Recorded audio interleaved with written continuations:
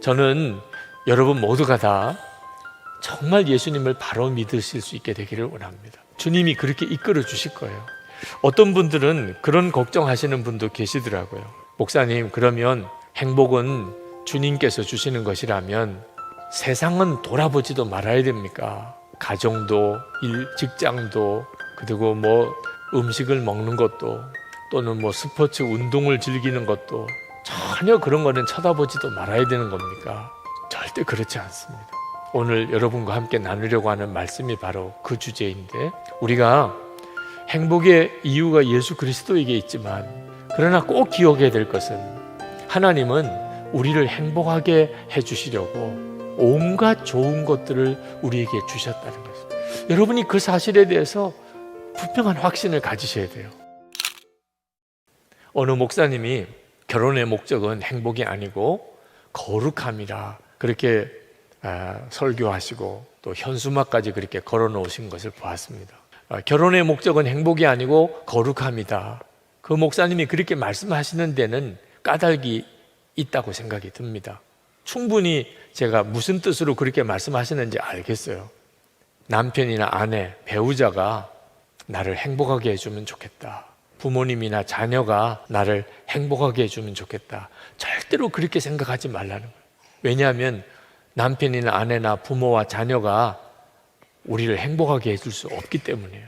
그러니까 나를 행복하게 해주기를 기대하면 할수록 더 분노가 일어나고 더 절망이 되고 더 고통스러워지는 거예요. 그러니까 가정, 결혼을 행복을 목적으로 하지 말라, 그렇게 말씀하시는 거예요. 그 점은 충분히 일리가 있는 말씀이고, 행복은 오직 주님께서만 주시는 것이니까 우리는 그냥 거룩하기만 힘쓰면 된다.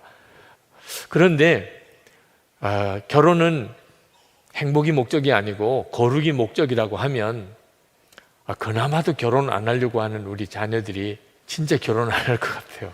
우리 속에 행복하려고 하는 마음은 하나님이 심어주신 겁니다. 하나님이 행복하신 분이시고, 우리를 하나님의 형상대로 만드실 때 우리 안에 행복하고 싶은 마음을 심어주셨어요. 그러니까 결혼을 하려고 할 때 행복을 기대하는 것은 절대로 죄도 아니고 잘못된 것도 아니에요. 하나님은 우리에게 결혼을 하게 하시는 것, 우리를 행복하게 만들어주는 하나님의 방법이 하나입니다. 우리에게 남편을 주시고 아내를 주시고 그리고 가정에 부모님이 있고 자녀가 있고 하는 것은 하나님이 우리에게 행복을 누리게 선물을 주신 것들입니다. 행복의 근원은 주님이시죠. 행복의 근원은 주님이시지만 행복을 누리게 해주는 선물은 남편과 아내고 부모와 자녀들이라는 거예요.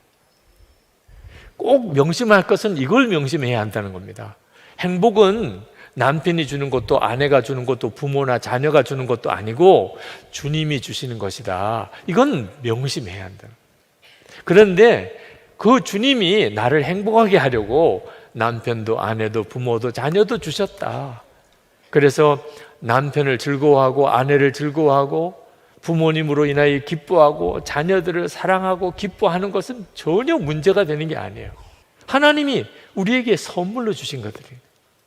행복에는 행복의 근원이 있고 행복의 선물이 있는 거예요. 하나님이 천지를 창조하신 이유는 이 모든 천지를 통해서 우리가 행복을 경험하게 하고 싶어 하셨기 때문에 하나님이 천지를 지으시고 보기에 좋으셨다고 그랬어요. 보기에 좋으셨다는 이야기는 그걸 보는 것이 행복하셨다는 거죠. 그건 사람을 만드신 우리들을 위하여 다 만들어 놓으신 것들입니다. 그러므로 우리가 세상을 바라보면서 마음의 행복을 느끼는 것은 하나님의 계획이에요. 그건 전혀 잘못된 것이나 죄 짓는 게 아닙니다. 단 하나 절대로 우리가 놓치지 말아야 될 것은 모든 행복의 근원은 하나님이시라는, 하나님으로부터 오는 것이라는, 그리고 우리에게 주어진 이 모든 것들은 다 행복을 누리게 해주려고 주신 선물이라는, 그 선물을 우상으로 여기면 안 된다. 하나님이 주시는 선물을 섬기는 마음을 가지고 살면 그때부터 그 선물은 나에게 고통을 주기 시작합니다. 하나님이 나를 행복하게 하려고 주신 것들인데 내가 그것을 섬기니까, 하나님처럼 여기니까 그것 때문에 내가 고통을 겪게 되는 거예요. 그래서 하나님이 주시는 이 엄청난 은혜를 받고 살면서도 우리의 삶은 그렇게 고통스러운 거예요. 오늘 읽은 야고보서 1장 17절 말씀에 보면 온갖 좋은 은사와 온전한 선물이 다 위로부터 빛들의 아버지께로부터 내려오나니. 여러분의 삶 속에 있는 모든 것들, 여러분 자신의 육신, 그리고 여러분의 가정, 가족들, 여러분의 직장, 여러분의 일터, 거기서 만나는 사람들, 우리 교회, 여러분의 교회 공동체, 함께하는 교인들, 우리가 지금 이 대한민국에 살고 있는 이 나라, 우리가 살고 있는 이 사회, 이 한반도, 이 모든 것들이 다 하나님이 나에게 주신 선물이라는 거예요.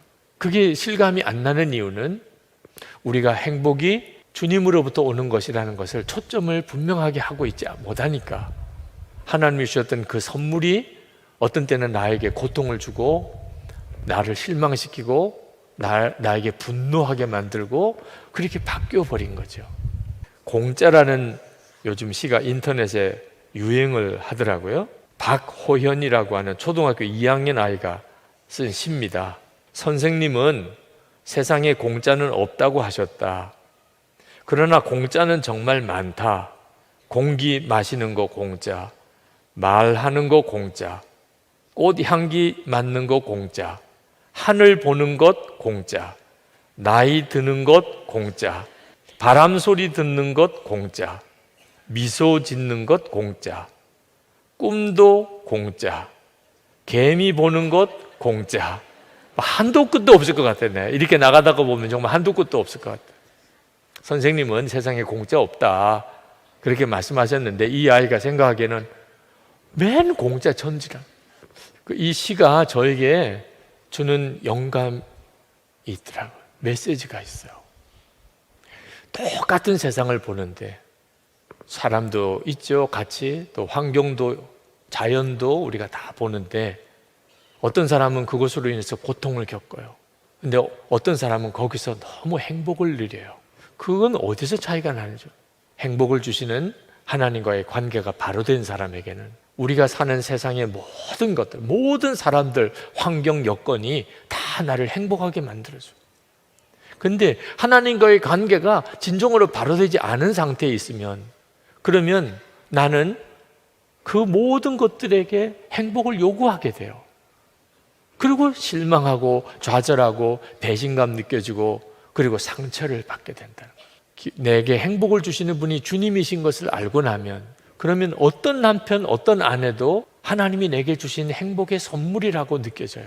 그런데 내가 나를 행복하게 하시는 주님을 알지 못하는 상태에 있다면, 그러면 어떤 남편도 어떤 아내도 진정으로 나를 기쁘게 해줄 수가 없어요. C.S. 루이스가 개인기도라는 책에서 이런 이야기를 했습니다. 낮은 차원의 일로 하나님을 경배하는 습관이 배어있지 않는다면 높은 차원의 일로도 그리할 수 없다. 다시 말하면 하나님이 나에게 주신 아주 일상적인 일들, 함께 사는 사람, 내가 사는 지역, 내가 일하는 직장, 내가 걸어다니는 내 동네, 아침에 일어나서 또 밤에 잠자리에 들기까지 아주 일상적인 지극히 작은 것들에서부터, 거기서부터 하나님을 경배하는, 하나님께 예배하는 자가 아니라면, 그러면 이렇게 예배당에 와서 또는 무슨 특별히 기도회에 모여서 또는 제자훈련반에 들어가서 거기서 하나님께 예배할 수 없다는 거예요. 우리의 진정한 행복은 하나님이 주시는 온갖 선물들을 통해서 누려져야만 비로소 우리는 행복한 사람이 돼요. 그러려면 우리가 반드시 주님을 바라보아야 합니다.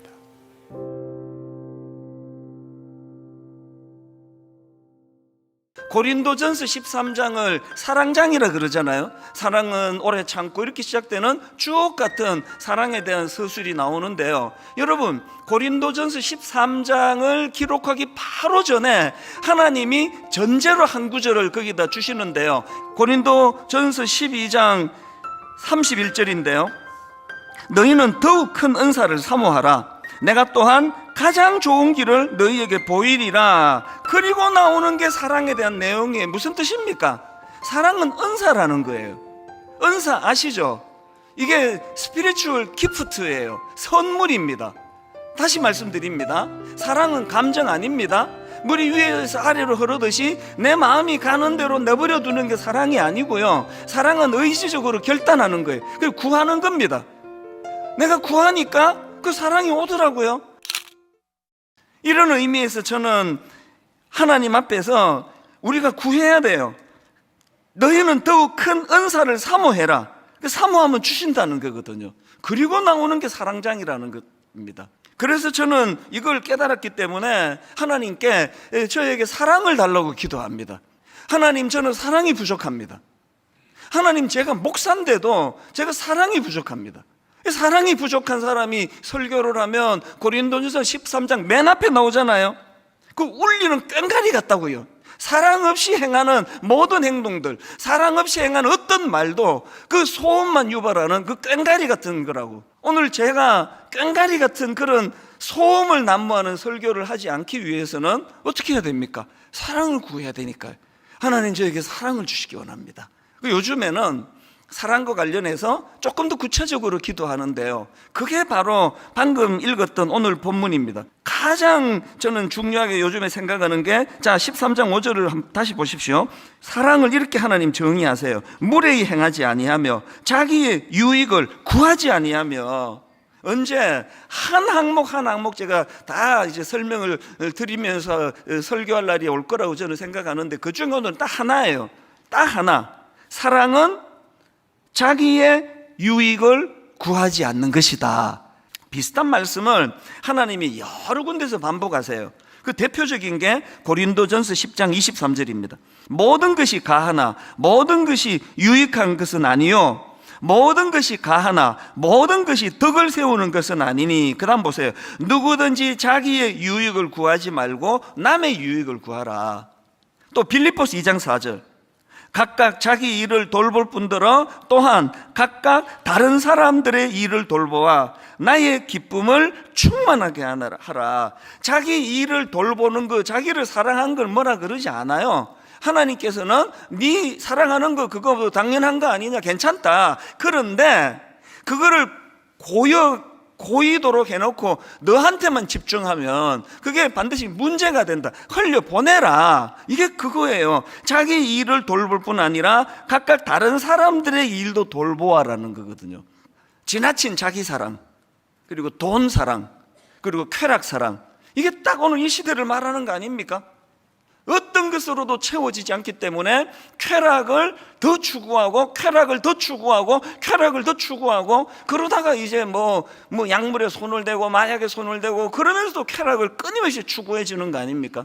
오늘 고린도전서 13장 5절 본문에서 하나님이 사랑은 자기의 유익을 구하지 아니하며라고 주신 건요, 이 사단의 공격에 대한 방어 무기예요. 아니, 내가 지금 만족해 버리는데, 난 내 아내로, 난 내 남편으로 만족해버리는데 사탄이 뭘로 공격하겠냐고요. 아무리 이쁜 여자를 들이대면 난 내 아내로 만족하는데, 혹은 엄청난 요거 사기 한 번만 치면 네가 몇백억을 받는다 그러는데, 난 지금 내 월급으로 나 만족하는데, 사탄이 뭘로 공격하겠냐고요. 혹시 여러분 지금 이 세상에 우리가 놀아나고 있는 거 아닙니까? 자기 만족이 없는 거, 그 지나친 자기 사랑, 그 왜 꼭 그 먹지 말라는 선악과에만 계속 관심이 가느냐고요. 수많은 다른 것들 다 먹음직하고 보암직스러운데. 그래서 자기의 유익을 구하지 아니하는 건요, 하나님이 우리가 너무 행복할까봐 그 괴롭히는 말씀이 아니에요. 이게 진짜 행복하게 만드는 거거든요. 아낌없이 주는 나무, 제가 그 그림 동화책을 좋아한다 그랬잖아요. 이건 사다 놓고 여러 번 제가 읽었는데요, 최근에 이 아낌없이 주는 나무라는 그림 동화책을 읽다가 내가 놓치고 있던 하나를 내가 발견하게, 새로 내가 울컥하는 겁니다. 그 아낌없이 주는 나무, 그 이야기 다 아시죠? 그 그림책이, 스토리가 이렇게 시작됩니다. 옛날에 나무가 한 그루 있었습니다. 그리고 그 나무에게는 사랑하는 소년이 하나 있었습니다. 그래서 이제 아낌없이 이제 주는 나무가 됐는데요. 그 소년이 어릴 때는 그 아이의 그네가 되어줬어요. 그래서 나무가 그네를 다는 도구가 되고 그렇게 아이의 놀이터를 제공해 줬는데요. 그러다가 이제 그 소년이 어른이 되어가는 과정에서 돈이 필요하다고 하니까 그 나무가 무슨 제안을 합니까? 내 열매를 팔아서 사용해라.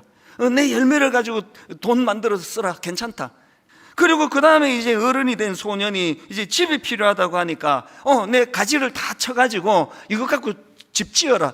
나는 뭐 좀 못생겨도 괜찮다. 뭐 그런 거겠죠. 그래서 이제 또 집을 다 지었어요. 그 좀 시간이 또 지나고 소년이 이제 뭐라고 말하는가 하니까 멀리 여행하기 위해서 자기가 배가 필요하다고 그랬더니 놀랍게도 뭐라고 말하는가 하니까 나무가 내 몸통을 쳐라는 거예요. 그래서 이걸로 배를 만들어라. 그래서 그루터기만 남아있는 흉한 그런 나무가 돼버렸는데 오랜 세월이 지나고 그 소년이 노인이 됐습니다. 나이가 들어서 이제 그 나무 곁으로 돌아왔는데 그 나무가 이제 나 이제 나이도 들고 내가 너무 잘 지치는데 내가 이제 쉼터가 필요하다. 그랬을 때 나무가 한 유명한 이야기 아시잖아요. 둥지를 잘라버린, 그래서 흉측하게 된 그 나무가 나를 의자로 써라. 여기서 앉아서 쉬면 된다. 저는 거기까지 늘 이제 읽었는데요. 이번에 이제 제가 막 울컥했던 게 뭐냐 하니까요. 그래서 제가 동화책을 제가 직접 가져왔습니다. 이거 아낌없이 주는 나무. 이거 아들 거 빌린 게 아니고 저 겁니다. 이게 이제 이런 내용들이 쭉 이렇게 나가다가요. 맨 끝에 여기 딱 한 줄, 몇 자 안 돼요. 요 맨 끝에 여기 글자 하나가 있는데요. 여기에 이제 나무 그루터기에 노인 하나가 거기 앉아 있고요. 그게 소년이죠. 맨 마지막에 요 글자가 하나 있더라고요. 그래서 나무는 행복했습니다. 아유, 크게 전 이유는요, 십자가가 생각이 난 겁니다. 그리고 여러분 윤동주 시인의 그 십자가라는 그 시 다 아시잖아요. 괴로웠던 사나이, 행복했던 예수 그리스도처럼 자기 삶에 십자가가 주어진다면 모가지를 들이우고 꽃처럼 피어나는 피를 어두워가는 하늘 밑에 조용히 흘리겠습니다. 우리가 왜 십자가를 사랑합니까? 십자가는 그 어린 소년에게 나무예요. 당신은 내어주셨어요. 그런데 이 시인의 이 표현이 얼마나 기가 막힙니까? 괴로웠던 사나이, 행복했던 예수 그리스도처럼 당신은 내어주시고 죽음의 자리까지 가시는 그 모든 일이 너무나 괴롭고 고통스러운 일인데 행복했던 사나이로 표현하는 거거든요. 우리가 그 예수 그리스도를 믿는 사람이라면 그저 내가 누리고 그저 모은 거는 절대로 내보낼 줄 모르고 나만을 위해서 써야 되고 이렇게 사는 사람들이 절대 모르는 한 가지를 아는 거예요. 그게 사도행전 20장 35절입니다. 범사에 여러분에게 모본을 보여준 바와 같이 수고하여 약한 사람들을 돕고 또 주 예수께서 친히 말씀하신 바 주는 것이 받는 것보다 복이 있다 하심을 기억하여야 할지니라. 예수 믿는 저와 여러분은 이거를 이론으로서가 아니라 좀 경험하시면 좋잖아요. 이 진짜네? 이 내가 베푸니까 베품 받는 것보다 이게 더 행복하네?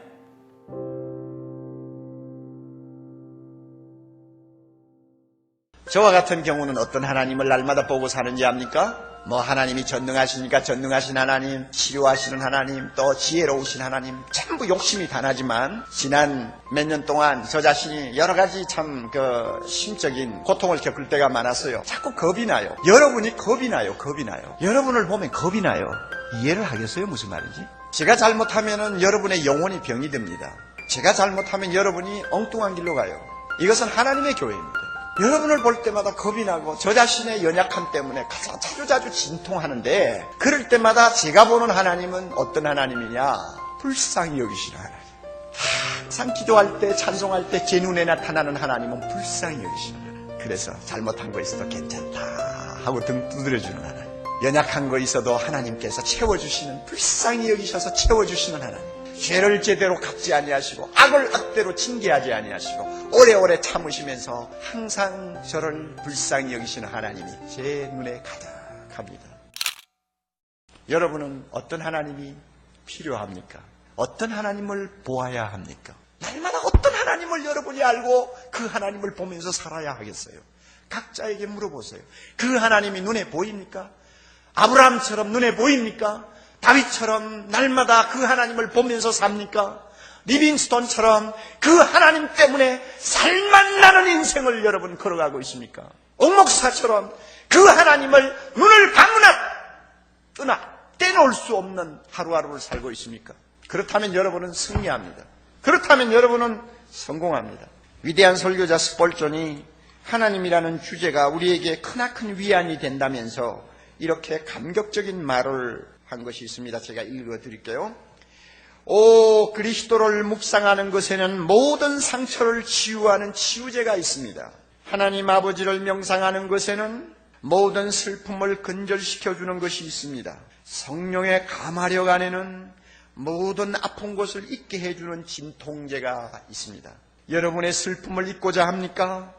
여러분의 염려들을 잊고 싶습니까? 그렇다면 신성의 깊고 깊은 바다, 하나님을 보는 깊고 깊은 바다에 잠겨 보십시오. 하나님의 광대함에 몰두해 보십시오.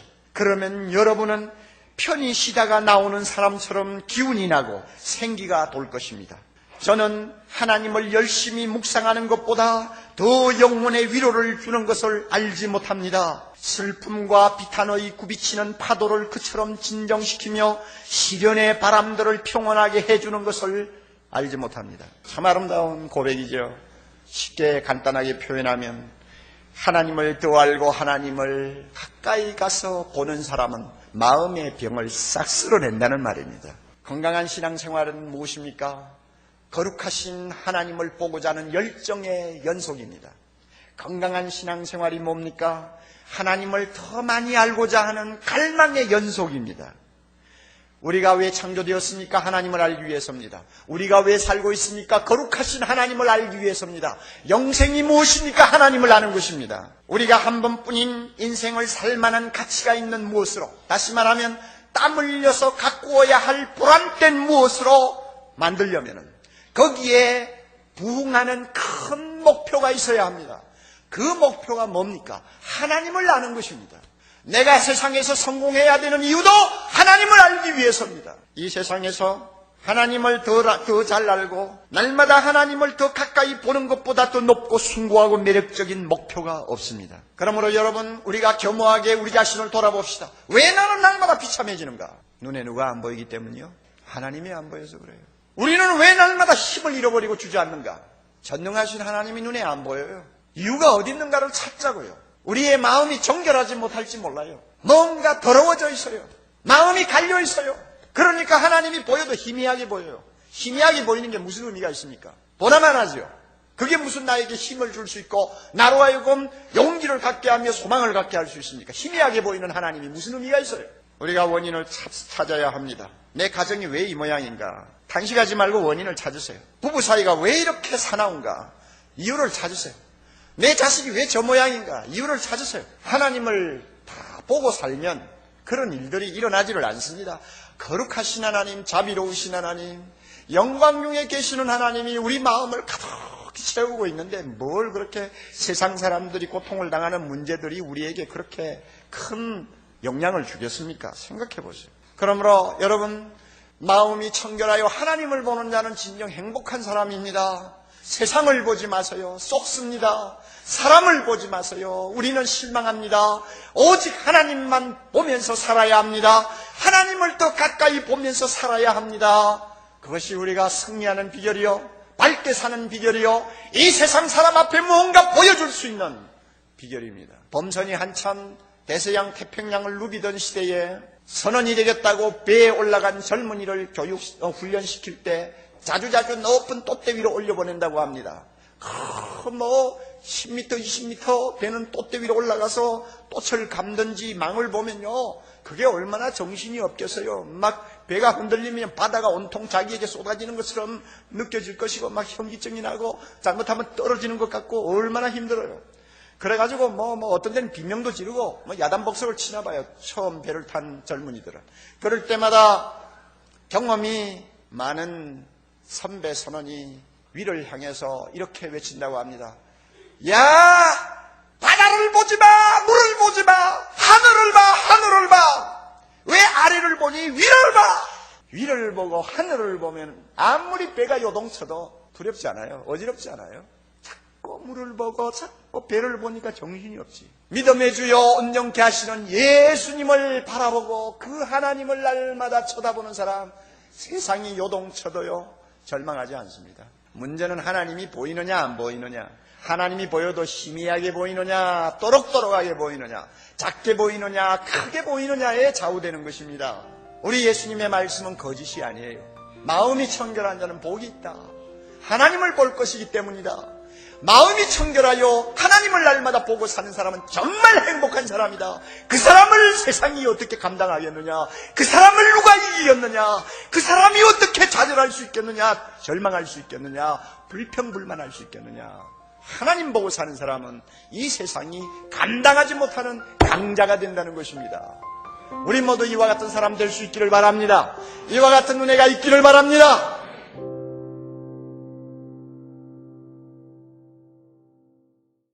저는 주를 위하여 쓰면 하나님이 그 길을 열어주시고 풀어주신다는 확신이 있어요. 우리 친구 하나가 이제 대구대 교수하다 오래 은퇴했는데 주일학교 선생을 했어요. 초등학교 5학년 여자아이를 맡았대요. 성경 공부하다 분반 공부하다가 애들한테 물었대. 야, 어떻게 해야 천당 가니? 그랬더니 한 아이가 대답했어요. 예수 믿어야 가요. 그 다음에 질문을 또 했어요. 지옥은 어떻게 하면 가니? 그 아이 대답이 기가 막혔어요. 나는 아직도 그 아이 생각하면 기발해요. 그냥 가만히 있으면 가요.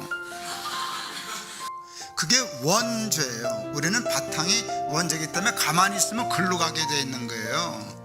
근데 죄의 뿌리가 뭔가 하면 욕심이래요. 욕심이 잉태한 즉 죄를 낳고 죄가 장성한 즉 사망을 낳느니라, 그렇게 말씀하셨어요. 그래서 욕심은 쓰고 싶지 않은 마음, 아예 안 쓰고 싶어. 욕심은 깔고 앉고 누리고 이렇게 감춰두고 이런 거예요. 쓰기 싫어요. 그러니까 쓰려고 손을 펴려면 이게 안 펴지는 거예요. 이거를 자꾸 훈련해가지고 쓰는 훈련을 해야 여러분 우리의 삶에 주를 위하여 쓰면 풀린다라고 하는 그 원칙의 증인이 될 수 있어요. 제가 얼마 전에 그 페이스북에 글을 하나 썼어요. 저도 이제 조금 나이 들어가는가 봐요. 뭐 일이 자꾸 안 되기 시작했어요.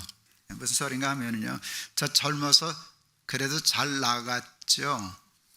인정해 주세요. 제가 교회가 한 일이 잘 됐잖아요. 그래서 이렇게 하면 안 될 것 같은데 결국 되고 뭐가 이루어지고, 그러려면 말은 안 해도 겸손해질까요? 교만해질까요? 교만해져요. 이제 잘못하면 나폴레옹 되는 거예요. 내 사전엔 불가능이란 없다. 이제 이런 허튼 소리, 거기까지는 안 가도 그런 무의식이 있는 거예요. 전 이런 일 저런 일 잘 벌려놓고 그때마다 모금 참 많이 했는데 제가 모금 정말 잘했거든요. 근데 이제는 안 되는 거예요. 탈북자들 창업하는 사업을 크게 벌려놓고 모금을 하려고 그랬더니 안 모여요. 그게 금방 눈치챘어요. 내 때가 지났다. 내 전성기가 지났다. 그거 빨리 알아야 돼요. 그거 모르면 안 돼요. 그리고 그거를 그냥 받아들이는 거예요. 그때 됐다고 지금 되는 법이 없잖아요. 이제는 안 되는구나. 여기 의지하다가는 안 되겠구나 생각했어요. 근데 저는 반대로 생각했어요. 그러니까 이번 일은 더 잘 될 거야. 제가 그거 알았어요. 제가 이런 표현을 썼어요. 그동안은 하면 뭐가 되던 때는요, 내가 하나님도 의지하지만 나를 많이 의지했어요. 나는 노져서 태평양도 건너갈 수 있을 줄 알았어요. 그만큼 자신만만했어요. 근데 여러분, 노져서 태평양 건너갈 수 있는 사람이 있을까요? 없을까요? 없어요. 태평양을 건너가려면요, 노를 버려야 돼요. 이게 노 갖고 가는 거 돈키호테라고요. 노를 버려야만 돼요. 이참에 노를 버려서 이제 나는 안 돼. 내 힘으로 될 수 있는 일 없지. 내다 버렸어요. 노를 버리면 이제 돛을 올리는 거예요. 내가 돛을 올려야지. 그리고 하나님의 바람을 기다려야지. 노져서는 건너갈 수 없어도 돛을 달면 태평양을 건너요. 믿음이라고 하는 돛을 달고 하나님이 때에 적절한 바람을 불어주시면 그냥 돛만 올리면 배는 가는 거예요. 여러분, 그게 형통 아닌가요? 그게 형통한 삶의 원리라고요. 그런데 하나님은 누구에게 바람을 불어주시나 은사를 주시나 목적대로 소명대로 쓸 줄 아는 사람, 사용할 줄 아는 사람에게 하나님은 주신다는 거예요. 그러니까 여러분 훈련하셔야 돼요. 주를 위하여 쓰는 훈련을 하셔야 하는 거예요. 제가 어느 날 저희 집 재산을 이렇게 계산했어요. 그리고 그걸 다 6분의 1로 나눴어요. 우리 어머니, 우리 아들, 우리 부부 아들 셋, 6식구니까 다 6분의 1로 나눠서 이건 우리 어머니 거, 이건 우리 아들 거 이렇게 배분했어요. 그리고 아이들한테 얘기했어요. 이건 네 거니까 너 줄 거야. 아버지도 6분의 1은 쓸 거야. 그랬어요. 그 다음날 새벽 기도에 저는 잊을 수 없어요. 평생에 새벽 기도하고 기도하는데 하나님이 난 그러셨어요. 말귀를 못 알아들어서 네 하고 제가 물었어요. 그랬더니 아버지라면 그러셨어요. 왜 너 엄마는, 너 어머니는 주고 왜 난 안 주냐. 아버지라고 부르지를 말든가 불렀으면 주든가. 그래서 여러분 정말 제가 그날로 7분의 1로 다 바꿨어요. 그리고 아이들에게 얘기했어요. 애들이 웃었어요. 맞네, 하나님이 주든가 부르지 말든가 둘 중에 하나 하래.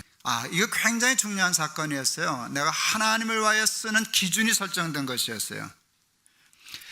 저는 뭐 이렇게 극단적이고 금욕주의자 아니에요. 저는 저를 위해 쓸 줄 알아요. 뭐 살 줄도 알고 쓸 줄도 알고 먹을 줄도 알고 놀 줄도 알고. 저는 그게 건강한 거라고 생각해요. 그런데 나를 위하여 뭐를 쓸 때 그때부터 늘 하나님 생각하기 시작했어요. 하나님도 하나 해드려야지. 아마 그때쯤 그 좋은 그 보일러 광고가 나왔어요. 그러나 그 광고가 제일 명광고라고 생각하는데 그 광고 카피가 이거예요. 여보, 아버님 댁에 보일러 한 대 놔드려야 되겠어요. 이거 기가 막힌 광고예요. 아마 모르긴 해도 그 광고 때문에 보일러 되게 많이 팔렸을 것 같아요. 엄마 아버지 잊어버리고 살다가 그냥 자기 집 보일러만 생각하고 사다가 어느 날 문득 어머니 추위 고생하실 텐데 불 잘 못 피우실 텐데 그 마음이 얼마나 따뜻한 마음이에요. 제가 어느날부터 생각했어요. 하나님 한 대도 보일러 한 대 놔드려야지. 이제 그런 마음으로 훈련하기 시작했어요. 그래서 온전한 11조도 하고 가난한 사람 위해서도 목도 하고 늘 몫을 떼면서 흘려보내는 일을 하기 시작했는데 그러니까 정말 점점 더 삶은 형통해요. 하나님의 바람이 더 잘 불어요. 욕심 부리지 않고 나만 먹고 살겠다고 생각하지 않고 하나님을 위해서 몫을 떼기 시작할 때 삶이 건강해지고 자식들도 형통해지고 교회도 건강해지는 거 제가 증인이에요. 여러분 혼자 다 써도 다 모자랄 만큼 하나님 이렇게 넉넉하게 해주시지 않아요. 그래도요 작은 것도요 아끼고 절제해서요 낯설 거 쓰고 저축할 거 저축하고 자식을 위해서 준비할 거 준비하고 그러고 남은 거라도 꼭 자식을 생각할 때 하나님도 생각하고 이웃도 생각하고 그래서 흘려보내는 일, 쓰는 일을 하기 시작하면 여러분 하나님이 불어주시는 바람, 돛에 달고 힘든 세상 태평양도 건너가는 그런 경험 하게 될 줄을 믿습니다. 형통함의 원리를 깨달으시고 주를 위하여 쓸 줄 아는 사람 되셔서 세상의 모든 얽혀있는 문제들을 쉽게 풀고 승리하는 삶 살아가는 저와 여러분 다 되시기를 바랍니다.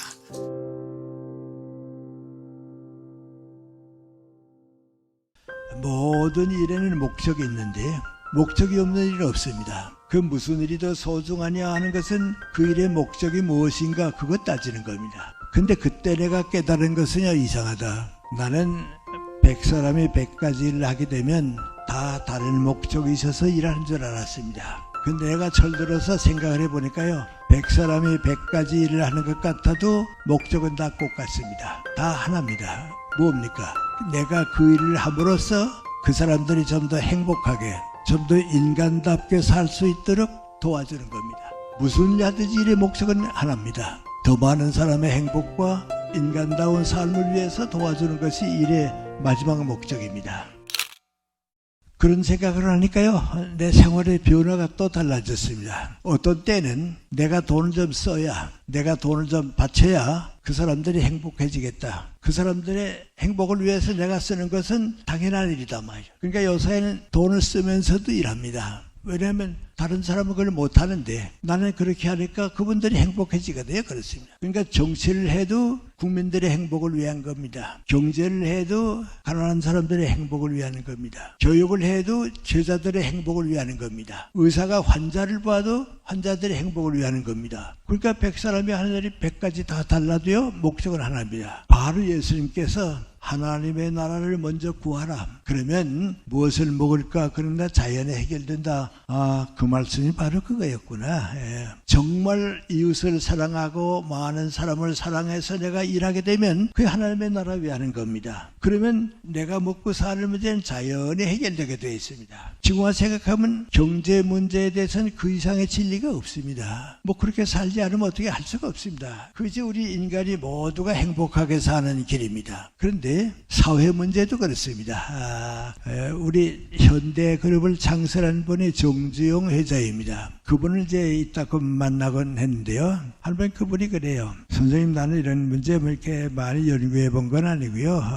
그저 사업을 하다 보니까 느끼는데 불교 나라들이 대부분 가난해요. 불교를 믿기 때문에 소유와 인간에 대한 책임을 가볍게 보니까 다 가난하게 산다고. 유교 나라들이 잘 산다고. 그런데 다 다녀보면 기독교 국가가 더 잘 산다고 말이죠. 그 종교의 차이가 그렇게 다를 줄은 몰랐다고 말이죠. 그래. 또 학자들이 연구하고 보면요, 같은 기독교도 천주교보다는 개신교가 더 잘 삽니다. 그러니까 세계 경제 쭉 보면요, 불교 국가보다는 유교 국가, 유교 국가보다는 기독교 국가, 기독교 안에서도 개신교가 더 잘 삽니다. 그럼 왜 그런가 말이죠. 독일의 막스 웨버라고 하는 유명한 사회경제학자가 있는데요. 그 사람이 그 해답을 줬습니다. 그건 뭡니까? 기독교의 개신교가 가지는 경제관은 모두가 열심히 일해라, 부지런히 노력해라. 그러나 그 경제 가치를 쌓아가지고서는 내가 가지는 게 아니고 사회를 위한 거놀이다. 기업은 왜 하느냐? 사회 주기 위해서 하는 거다. 예. 베풀기 위해서 하는 거다. 그거의 개신교 국가입니다. 한때는 한 5, 60년 전까지는 그 마음을 제일 많이 가진 나라가 미국입니다. 그러니까 미국이 세계 경제를 이끌어갔습니다. 그때쯤 될지도 모르겠습니다. 내가 1962년 하버드 대학에 한 학기 머물렀는데요. 미국의 유명한 그 신학자인 라이널드 니버 목사님이 하버드 대학에 초청을 받아서 그 아메리카를 이끌어갈 수 있는 우수한 학생들한테 강의를 항상 부탁하게 됐습니다. 나도 가서 강의를 들었습니다. 근데 그분이 하는 얘기입니다. 우리 미국이 자본주의에 성공해서 부자 나라가 됐다. 그 부를 젊은 사람들이 물려받는데 그걸 물려받아 가지고 이게 우리 선조들이 준 것이니까 이거 가지고 우리가 행복하게 살자. 그렇게 살면 아메리카는 끝난다고. 그 부를 세계 가난한 나라에게 다 주라고. 그러면 가난한 나라들이 다 잘 살게 된다고. 그러면 아메리카는 자연히 올라간다고. 더 올라간다고. 그래서 세계 역사를 이끌어가게 되니까 그 책임을 감당하는데 소유하겠다고 한 생각하지 말고 주는 나라가 되자고 생각하자 말이에요. 지금 그것밖에 길이 없잖아요. 그러니까 예수님의 말씀이 그대로 받아들일 진리가 되는 겁니다. 그렇습니다. 뭐 정치나 다른 것도 다 마찬가지입니다. 그래서 예수님의 말씀을 우리가 진리를 받아들이는 겁니다. 근데 그러면 행복은 어디서 오는가? 내가 가난하기 때문에 우리 가족들과 더불어 고생할 때는 사랑에 있어서 행복합니다. 지금 애들은 다 커서 이제 어른이 됐습니다. 얼마 전에 미국 갔다가 딸들 만났는데요. 그 딸들이 한 말이 뭐이거하니 아버지 지금까지 쭉 살아왔는데요. 그래도 제일 행복할 때는 그때 아버지 우리 가난하게 살 때가 제일 좋았다고 그래요. 그때가 제일 행복했다고 말이요. 그래요. 내 아내가 먼저 이제 세상 떠났습니다. 그래서 나도 그랬습니다. 엄마 보고서 엄마 다시 한번 오실래? 그러면 언제가 제일 좋아서 그러면 너희들하고 고생하던 때가 제일 좋았다. 왜? 사랑이 있었으니까 말이죠. 그것도 지금은 또 이제 내 입장 같은 데 보면 또 어떻습니까? 내가 재작년에 어떻게 상을 좀 많이 받았습니다. 그 가운데 두 곳에서는 좀 상금이 많이 왔습니다. 내가 아마 한 4년 동안 벌어도 못 벌기 어려운 상금이 그러면 공짜로 들어왔습니다. 근데 그걸 받아놓고 보니까 말이죠.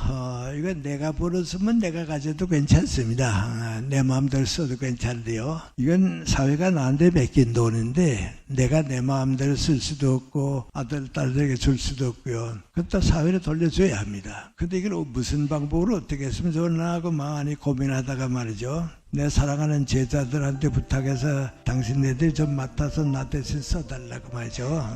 사회에 좀 써달라고 말이죠. 그게 맺겠습니다. 그리고 나니까요. 그렇게 행복해요. 나도 세상에 태어나서 남에서 좀 돈 주는구나 말이죠.